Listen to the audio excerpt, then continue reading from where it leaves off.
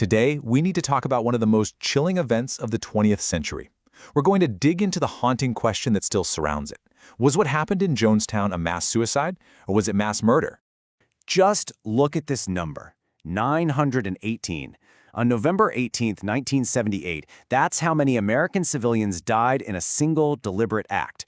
To give you some context, it was the largest loss of American civilian life in a non-natural disaster until 9/11. But how they died, that's the story we have to re-examine. And we're going to frame this whole explainer around this incredibly powerful statement from Tracy Parks. She was just 12 years old when she survived the massacre. She was there, and she is absolutely clear. This was murder. So, let's go there, to Jonestown, a remote settlement deep in the jungles of Guyana. The date is November 18, 1978, a day that would end in a way that is almost impossible to comprehend.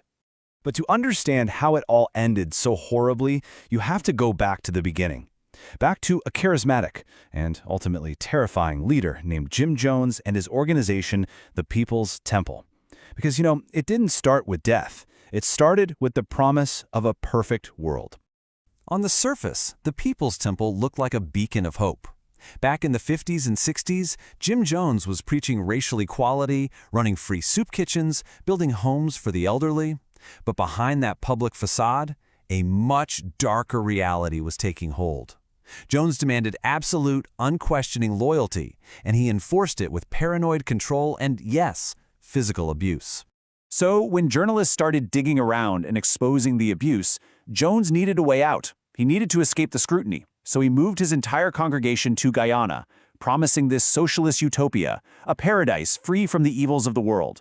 But what his followers found when they got there, well, it was a prison disguised as paradise. The control in Jonestown was just total. This was not a community. It was a concentration camp. All communication with the outside world cut off. Armed guards patrolled the perimeter, but they weren't there to keep people out. They were there to keep people in. Families were torn apart to destroy any loyalty to anyone but Jones. This was inescapable.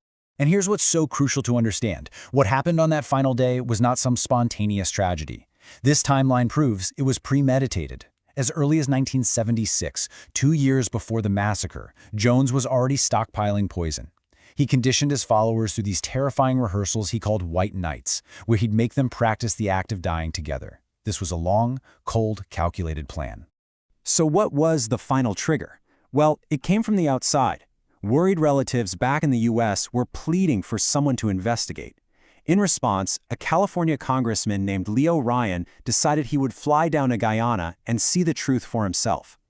Now, when Ryan's delegation arrived, they were treated to this big show, a carefully staged performance of happy, thriving people. But then, the facade started to crack. Members began secretly passing notes to the visitors, little scraps of paper with desperate pleas like this one. They saw a chance, maybe their only chance, to get out. Ryan announced that he would take anyone who wanted to leave. About 15 people bravely stepped forward. But as they were getting ready to board the planes at a nearby airstrip, Jones's gunmen opened fire.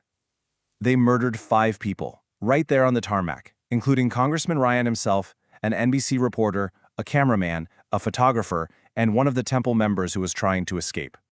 With a U.S. congressman dead, Jones knew it was over. He knew the outside world was coming for him.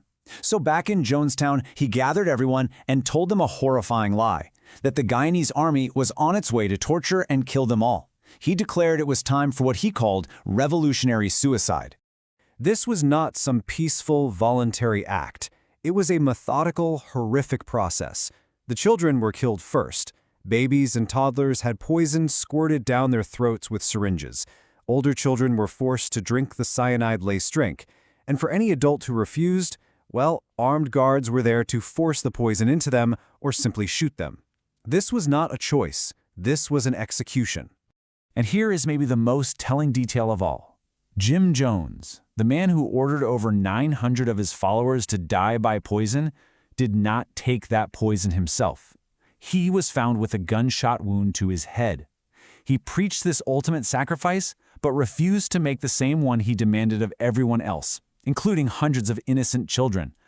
So, what do we take away from this? What's the legacy of Jonestown? Well, the aftermath left a permanent scar in history, and it serves as a warning we have to listen to. The cold, hard facts of that day really do speak for themselves. When you just look at the numbers laid out like this, the scale of it is just breathtaking.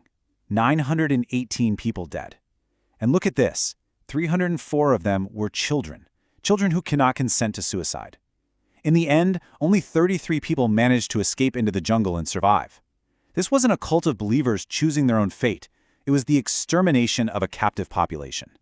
And listen to these words from Jackie Spear. She was Congressman Ryan's aide, and she was shot 5 times at the airstrip and left for dead. Her words echo what every survivor insists. The victims did not do this voluntarily. They were trapped, they were coerced, and they were murdered. You know, this massacre is where that infamous phrase, "drink the Kool-Aid," comes from. We use it so casually now to mean blind obedience. But when you really understand what happened in Jonestown, you see why that phrase is so deeply offensive to the survivors. It twists an act of mass murder into a joke about personal choice, and it erases the memory of the 304 children and the countless adults who were killed against their will. And that leaves us with this final vital question. The story of Jonestown is a dark chapter of history, for sure, but its warning is timeless. Jones preyed on people's hopes, on their desire for community, on their belief in a better world, and he twisted all of that into a weapon. The real takeaway here is to ask ourselves, what are the warning signs and how do we recognize and resist the same kind of manipulation today?